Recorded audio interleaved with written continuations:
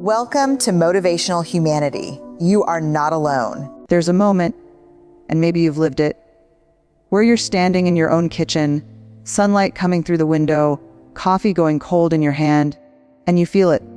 Not sadness, exactly. Not fear, something quieter than that. Something older.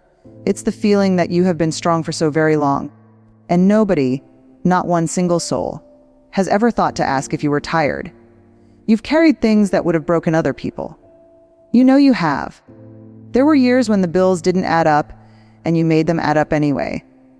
There were nights you sat beside hospital beds, or held the phone after a call that changed everything, and you didn't fall apart, because someone needed you not to fall apart. You became the woman people leaned on, the one with the steady voice, the one who knew what to do, and that's beautiful, it truly is. But here's the unspoken truth that nobody talks about at the kitchen table or in the church pew or at the family dinner where you're the one who cooked everything and somehow also cleaned up after. Strength without sanctuary will hollow you out. Somewhere along the way, and I want you to really sit with this, somewhere along the way, you started confusing endurance with faith. You started believing that if you could just get through the next thing, the next season, the next hard chapter, then you'd rest. Then you'd breathe. Then God or the universe, or whatever name you give to the sacred force you've trusted your whole life, then it would finally feel close again. But the next thing always came, didn't it? And the distance inside you, that quiet ache, that spiritual loneliness that has nothing to do with being alone in a room, it just got a little wider. I know that ache. I've sat inside it. And I've talked to hundreds of women who have sat inside it too. Women your age, women with your history, women who built entire lives out of their own two hands and their own unshakable will. And almost every one of them said the same thing when they finally let themselves say the truth out loud. I feel like I've been doing this alone. And not alone like no one loves me, that's not what they meant. Alone like the deepest part of me, the part that wonders and grieves and hopes and questions. That part hasn't been touched in years. It's been managed. It's been kept quiet. It's been told, not right now. I have things to do. That is a spiritual wound, and it deserves to be named as one. Because here's what I've come to understand, and what I want to spend some time with you exploring today. Spiritual strength isn't what most of us were taught it was. We were taught it looked like stoicism, like not crying in public, like having the right answer and the steady hand and the unshakable faith that never asked hard questions. But that's not strength. That's armor. And armor, no matter how beautifully forged, no matter how long it's kept you safe, armor is not a home. Real spiritual strength, it's softer than that. It's more honest. It lives in the places you've been afraid to look. It speaks in those quiet whispers at 2 a.m. when you can't sleep and you're not sure why. It waits in the spaces between your prayers, in the pause before you say, I'm fine, when someone asks how you're doing. It's not asking you to be less. It's asking you to finally be whole. And wholeness, this is what nobody tells you. Wholeness requires you to go back and pick up the parts of yourself you had to set down. The dreams you quietly buried when life demanded practicality. The grief you never finished grieving because there was always someone who needed you more. The questions about God, about meaning, about whether any of it, all of it, everything you sacrificed, whether it meant something. Those aren't dangerous questions. Those are sacred ones. So before we go any further, I want to ask you something. And I want you to answer it honestly, not out loud, not for me, but somewhere in your chest where the real answers live. When did you last feel spiritually held? Not just busy, not just needed, not just useful, held. Because I genuinely, deeply believe that you are not here by accident today.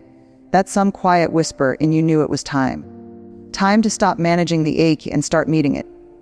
That's where spiritual strength actually begins. Not in the having it all together. In the finally letting yourself fall apart just enough to let something real come in. Can I tell you something that took me far too long to understand? The thing you're carrying, the exhaustion, the spiritual distance, the sense that you've somehow lost the thread of your own inner life, it didn't start where you think it did. You probably have a story you tell yourself. Most of us do. I got too busy. Life got complicated. The kids needed me, Then my parents needed me, then my husband needed me, and then one day I looked up and 20 years had passed. And that story is true, every word of it, but it's not the whole truth. Because underneath that story, underneath the timeline of responsibilities and sacrifices and seasons that demanded everything you had, there's another layer, a quieter one. And this is the layer that most women never get to, not because they're not brave enough, but because nobody ever told them it was there. It's the belief that was planted so early you can't even remember learning it. The belief that says your needs are the last ones on the list. Think about where that came from. For many of you, it came from watching your own mother, a woman who gave and never once asked for anything in return and was praised for it. Held up as the example, the good woman, the selfless one, and you loved her, you admired her, you wanted to be her. So you learned what she learned from whoever taught her that a woman's spiritual life, her inner world, her private relationship with God or with meaning or with her own soul, that was something you tended to after everyone else was tended to. After the dishes, after the homework, after the crisis, after the marriage trouble and the financial strain and the aging parents and the grief that never quite got its proper season. After and after never came. It still hasn't. Has it? Here's the wound beneath the wound. And I want to say this as gently and as honestly as I know how. Many of us, and I include myself in this, we didn't just lose our spiritual lives to business, we abandoned them. Quietly, gradually, with the very best intentions. We made a subconscious trade. We traded depth for function. We traded the messy, inconvenient, sometimes uncomfortable work of genuine spiritual growth for the much more manageable feeling of being useful, of being needed, of being the strong one. Because here's the thing about being needed, and this is something a psychologist will tell you, and something your own heart already knows if you sit still long enough to hear it. Being needed feels a lot like being loved. It's not the same thing, but it feels like it. Especially if somewhere in your history, in your childhood, in your early relationships, in the messages you received about your worth, being loved always came with a condition, a performance, a role to fill. If love felt like something you earned rather than something you simply were, then of course you kept earning it. Of course you kept giving. Of course you built your entire identity around being indispensable. That's not a character flaw. That is a very human, very understandable response to an old pain. But I need you to hear this next part, because this is where so many women get stuck. You cannot build genuine spiritual strength on a foundation of self-erasure. You just can't. I've watched women try. Beautifully, devotedly, heroically try. Women who prayed every morning and volunteered every weekend and quoted scripture and showed up for everyone they loved without exception. And they were still empty inside, not because their faith wasn't real. It was. Completely. But because they were bringing half a self to the altar. They were coming to God, or to their spiritual practice, or to their moments of quiet, and they were leaving the complicated parts outside. The angry parts, the doubting parts, the grieving, questioning, exhausted parts. They were presenting the acceptable version of themselves to the sacred. And the sacred, whatever form it takes in your life, the sacred isn't interested in your acceptable version. It wants all of you. The 2 a.m. version. The version that isn't sure she made the right choices. The version that sometimes wonders if she's invisible. The version that cries in the car because it's the only place no one can see her. That woman. That's the one who needs to be brought in from the cold. There's a word I want to introduce here, and I want you to let it settle rather than rush past it. The word is integration. In psychology, integration is the process of bringing the fragmented parts of ourselves into wholeness. It's not about fixing what's broken. It's about acknowledging what we've been pretending isn't there. Spiritually, it means the same thing. It means you stop splitting yourself in two. The strong, capable, faithful woman the world sees, and the tired, uncertain, quietly aching woman who lives behind her eyes. It means you let those two women meet each other. And I won't pretend that's easy. That meeting can feel like grief, because in a way it is. It's grieving the years you spent managing yourself instead of knowing yourself. It's grieving the version of your spiritual life that could have been, the one where you were allowed to be fully human inside of your faith, not just perfectly obedient. That grief is real. You're allowed to feel it. In fact, and this might be the most important thing I say today, feeling it is the beginning of the healing. Because here's what I've seen over and over in women who finally do this work, when they stop performing strength and start inhabiting it. Real spiritual strength, the kind rooted in honesty and self, compassion and genuine encounter with the sacred. Something extraordinary happens. They don't become softer in the way the world means soft. They don't become fragile or uncertain or less capable. They become unshakable. Not because nothing can hurt them anymore, but because they are finally, for the first time, standing on solid ground, the ground of their own truth. And that ground is where spiritual strength actually lies. It was never in the endurance. It was always in the honesty. We've just begun to uncover the wound. In the next part of this conversation, I want to talk about what it actually looks like to return to yourself. Not in a grand, dramatic way, but in the quiet, daily, almost invisible ways that slowly rebuild the sanctuary inside you that you thought you'd lost. Because you haven't lost it. It's been waiting, with more patience than you've ever shown yourself. I want you to imagine something with me, not a fantasy, not some distant, idealized vision of a life you think you can't have. Something much simpler than that. Imagine a morning, just one morning, where you wake up before anyone needs you, before the phone, before the list, before the weight of the day settles onto your shoulders like it always does. And in that morning, in that small, quiet pocket of time, you don't do anything, you just are. You sit with your coffee or your tea, or just your own two hands folded in your lap. And instead of immediately turning your attention outward, to what needs fixing, who needs calling, what you forgot to do yesterday, you turn it inward. You ask yourself, gently, the way you'd ask a dear friend, how are you? No, really, how are you? That's it. That's the beginning of the return. It's not a retreat. It's not a spiritual overhaul. It's not a program or a practice or a 12-step journey back to your soul. It's just a moment of honest attention. And for many of us, for most of us, after decades of looking everywhere but inward, that single moment of honest attention can feel absolutely revolutionary. I want to talk about what returning to yourself actually looks like, because I think we've been sold a version of spiritual renewal that doesn't serve us. The version with the mountain retreat, and the journal with the beautiful cover, and the epiphany that arrives like lightning and changes everything in an instant. Sometimes that happens, but rarely, more often, and this is what I want you to hold on to, more often, the return is unglamorous.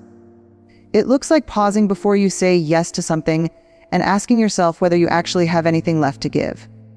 It looks like sitting in church, or in your garden, or in your car in a parking lot, and letting yourself cry without immediately apologizing for it, or explaining it, or shutting it down.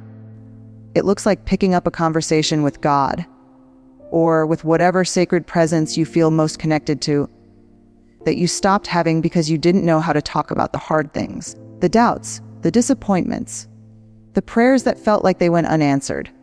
It looks like beginning that conversation, the real one, not the polished one. Here's something I've noticed about women in the second half of their lives. And when I say second half, I mean the beautiful, complicated, deeply textured years between 55 and 75, which are not a winding down but a ripening. Something shifts in these years. Something cracks open. The things you could outrun in your 40s, the unresolved grief, the unasked questions, the identity that was built entirely around roles and responsibilities, they slow down enough for you to catch them. Or rather, they catch you. And many women experience this as a crisis, as something going wrong. But I want to offer you a different frame. What if it's something going right? What if the spiritual restlessness you feel, that sense that the old answers don't quite fit anymore, that the faith you were handed in childhood needs to be owned rather than just inherited, that there is something more authentic waiting just beneath the surface of the life you've been living? What if that restlessness isn't a sign of losing your faith? What if it's a sign of your faith finally growing up? Real spiritual maturity. And I mean real, not performed, not inherited, not maintained for the comfort of others. Real spiritual maturity asks you to wrestle. It asked Jacob. It asked Job. It asked every mystic and saint and ordinary faithful person whose story has survived the centuries. It will ask you too. And the wrestling won't always feel holy while it's happening. It will sometimes feel like doubt. It will sometimes feel like anger. It will sometimes feel like standing in a field in the dark, calling out to something you can't see, and wondering if anything is listening. Stay in that field. Because here's what I know. What history knows, what the deepest traditions of human spirituality have always known. The ones who stay in the field come out different. Not perfect, not without scars, but different in the way that matters, rooted in something real. Anchored in something they didn't receive from someone else, but found for themselves in the dark, in the wrestle, in the honest and terrifying act of refusing to settle for a faith that doesn't actually hold their full weight. So let me get practical with you for a moment, because I think we need that. I think after all this feeling, you might be asking, all right, but what do I actually do? And I love that question. It's a good question. It's the question of a woman who is ready. Here's what I've seen work. Not as prescription, as invitation. The first thing is what I'd call reclaiming your silence. Not silence as emptiness, but silence as a sanctuary you deliberately enter, even 10 minutes, even 5. A space where you are not producing, not performing, not solving. Where you are simply present to yourself and to whatever sacred presence you believe accompanies you. This is not wasted time. This is the most important appointment of your day. The second thing is telling the truth to someone. Not everyone, not publicly, but one person, a trusted friend, a therapist, a spiritual director, a sister, anyone who has earned that kind of access, and telling them the thing you've been carrying alone. The doubt, the fatigue, the grief that didn't get its proper season, the thing you've been managing in private. There is something that happens when we speak our hidden truths out loud to a witness. Something shifts. The weight doesn't disappear, but it distributes differently. You remember you're not alone in the human experience of struggling, doubting, aching, searching. The third thing, and this one might surprise you, is permission to be angry. At God, at life, at the years that asked too much. At the version of faith that told you that good women don't question, don't rage, don't take up too much spiritual space. Anger, when it's honest, is not the opposite of faith. It is sometimes the most alive form of it. The Psalms knew this. Every tradition that has survived long enough to be worth anything knows this. You are allowed to bring your fury to the altar. You are allowed to say, this hurt. This cost me, I needed more than I received, and I am allowed to say so. That is not irreverence. That is intimacy. And finally, and this is perhaps the most tender thing I'll say today, you are allowed to receive. This might be the hardest one for you. Harder than the anger, harder than the honesty, harder than the silence. Because receiving requires vulnerability. It requires admitting that you need something. That you are not, in fact, sufficient entirely unto yourself.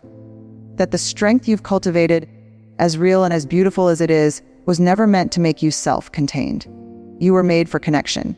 Spiritual connection. Human connection. The kind of love that flows in both directions. And allowing that love in, letting yourself be seen, letting yourself be helped, letting yourself be held, that is not weakness. That is the bravest, most spiritually advanced thing a woman who has spent her whole life being strong can possibly do. You are on your way back to yourself. I genuinely believe that. Not because everything is fine, not because the hard things aren't still hard, but because you are here, you are listening, and somewhere in your chest, something is quietly saying yes. Yes, this is true. Yes, I recognize this. Yes, I think I've been waiting for someone to say this out loud. That yes, that is your spiritual strength beginning to stir. It never left you. It was just waiting for you to stop being busy long enough to hear it. There's a particular kind of woman I want to tell you about. She's not famous. She didn't write a book or start a movement or appear on any stage. She's someone I knew. Someone many of us have known. If we're honest, a woman in her late 60s who had spent the better part of 4 decades being everything to everyone and very little to herself. She had the faith. She had the family. She had the reputation of someone who handled things gracefully, who never complained, who showed up. Always showed up. And then one autumn, something in her simply stopped, not dramatically, not with a breakdown or a crisis. She just woke up one morning and couldn't make herself perform anymore. Couldn't paste on the smile. Couldn't answer, I'm fine, one more time without feeling like she was betraying something essential inside herself. So she didn't. For the first time in 40 years, she told the truth. To her sister, to her pastor, eventually to herself. She said, "I am exhausted in a place that sleep doesn't reach. And I need something to change." That sentence, that one raw, honest, terrifying sentence, was the beginning of the most spiritually alive chapter of her entire life. I want to talk about what comes after the returning. Because part 3 was about finding your way back to yourself. This final part is about what you build once you're home. And I want to be honest with you about something first. The becoming isn't a destination. There is no morning you will wake up and think, "I have arrived. I am now spiritually whole and complete, and the work is done." That morning doesn't exist. And if someone is promising it to you, in a book, in a program, from a pulpit, I want you to hold that promise loosely. What does exist is something better. A way of moving through your days that is rooted in your own truth. A relationship with the sacred that belongs to you, not to your mother's expectations or your church's requirements or your family's comfort. A version of yourself that is finally, fully inhabited. That's not a destination, that's a practice. And the difference matters enormously. Because here's what a practice means. It means some days you will feel it completely. You will wake up and the connection will be there. That warm, steady, unshakable sense that you are held, that your life has meaning, that the sacred is close and real and personal. And other days you won't feel any of it. And both of those days count. This is something the women who have walked this path before us understood in their bones. The mystics called it the dark night of the soul. Those seasons where the spiritual warmth recedes and you're left walking by something that feels more like stubbornness than faith. Where you keep showing up to the silence, not because it feels holy, but because you've decided somewhere deep and unshakable that you are not going to abandon yourself again. That decision, that quiet, unglamorous daily decision, that is what spiritual strength actually looks like in a human life. Not the mountaintop moments, not the transcendent experiences, the ordinary faithfulness to your own becoming. I want to talk about legacy now. Because I think it matters for you at this stage of your life, in a way it perhaps didn't in earlier decades. You are at an age where you can see both directions. Behind you, the long road of everything you've lived. Ahead of you, years that are fewer than the ones behind, but potentially, the most meaningful you've ever known. And whether you realize it or not, the women around you are watching. Your daughters, your granddaughters, the younger women in your community who see how you carry yourself, how you speak about your life, what you do when things are hard. They are learning from you right now. And here's the legacy question I want to leave with you, not as pressure, but as invitation. What do you want them to learn? Do you want them to learn that strength means silence? That faith means never questioning? That a good woman disappears into her service and is somehow sanctified by her own erasure? Or do you want them to learn something truer, something harder, something that will actually serve them when the inevitable hard seasons of their own lives arrive? Do you want them to learn that real strength has a voice? That faith can hold doubt and still be faith? That a woman who knows herself, who tends her own inner life, who refuses to abandon her own soul, that woman is the one worth becoming? Because the way you live this chapter of your life is a teaching, whether you intend it to be or not. And I believe, with everything I have, that you have the capacity to make it the most honest, most luminous, most genuinely powerful teaching of your entire life. Let me tell you what living from the inside out actually looks like in the ordinary texture of your days. It looks like a boundary spoken without apology. Not unkindly, you don't have to be unkind, but clearly, I can't do that right now. That doesn't work for me. Words that once felt selfish suddenly revealing themselves as sacred. Because you are no longer abandoning yourself in order to be accepted. You are bringing your whole, honest self into your relationships and trusting that the ones worth keeping will meet you there. It looks like a spiritual practice that is yours, not inherited, not performed for an audience, not maintained out of fear or obligation. Maybe it's formal prayer, or maybe it's sitting in your garden in the early morning with your hands in the dirt and your heart open to whatever is listening. Maybe it's the ancient liturgy of your tradition, or maybe it's a walk by water, or maybe it's simply the act of writing down each evening the moments of the day that felt like grace. Whatever it is, own it. Let it be imperfect and personal and completely, unapologetically yours. It looks like receiving love without deflecting it. When someone says you matter to me, staying in that sentence instead of rushing to redirect the attention. When someone offers to help, saying yes, thank you, instead of oh no, I'm fine. Letting yourself be loved in the way you have loved others. Generously, attentively, without keeping score. It looks like finishing the griefs you left unfinished. Giving the old losses their proper season even now, even decades later. It is never too late to grieve something that deserved to be grieved. That grief is not weakness or self-indulgence. It is the honest accounting of a life fully lived, and it will free up space inside you that you didn't even know was occupied. And it looks like talking to God, or whatever name you carry for the sacred, differently than you used to. Less like a report, less like a performance, less like a woman who is trying to say the right thing to an authority she fears might withdraw its approval. More like a conversation between two beings who have been through a great deal together. More like the kind of prayer that starts with I don't understand, or I'm still angry about that, or simply I'm here. All of me. The parts I'm proud of, and the parts that shame me, and the parts I'm still figuring out. That prayer has always been heard. It was only ever you who thought it wasn't acceptable. So here is where I want to leave you. Not with a tidy conclusion, because your life is not tidy and you deserve more than the pretense that it is. Here is where I want to leave you. You are not too late. Not too old, not too tired, not too far gone from the version of yourself you most want to be. The woman you are becoming, the one who lives from the inside out, who speaks her truth, who tends her inner life with the same devotion she's always given to everyone else. She is not a distant possibility. She is already in you. She has been there through every hard season, every silent sacrifice, every moment when you kept going even though no one could see what it cost you. She was the quiet whisper underneath all the noise. She was the part of you that knew, even when you couldn't act on it, even when life didn't allow it. She knew that this is not all you are, that there is a depth in you that hasn't been fully lived yet. It is time to live it. Not perfectly, not all at once, not with someone else's roadmap or someone else's timeline, but faithfully, honestly, with the kind of courage that doesn't announce itself but just quietly, persistently shows up. One morning of real silence, one truth told to a trusted witness, one prayer that says everything you've been afraid to say, one boundary that honors the woman you are still becoming, one moment of letting yourself be loved without earning it first. That's all. That's enough. That's how it begins. And somewhere, in that beginning, you will feel it, not like lightning, more like sunrise, slow, inevitable, filling everything.